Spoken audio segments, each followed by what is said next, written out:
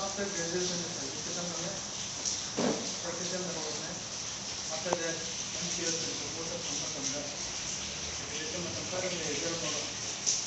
last project,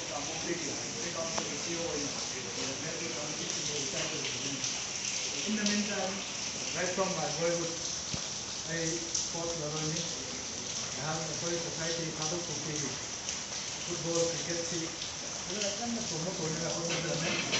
in fact, the cricket association is the president of the family of the government. In fact, the cricket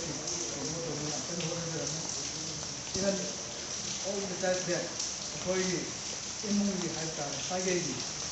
And that's what we're about. You can Sagagi, like a society. You can mind to a big man to we are the enlightenment of what we are this level of the this is called Christian we call it Christian more than 30 years ago. I think this is called Christian President to the and the point in movie, you can complete President of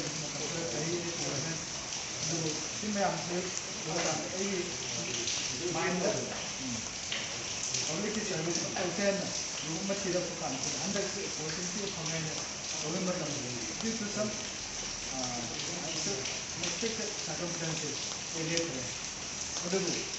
I have to unable politics immediately and look at the end and say, Maru Pami is sitting according to the party. Because I have not consider on the team members in the previous it is beyond my imagination and beyond my reasoning, my expectation. I think it is the hand of the Almighty that I have been brought to this place today. Unexpectedly, so he became plus I am blessing me and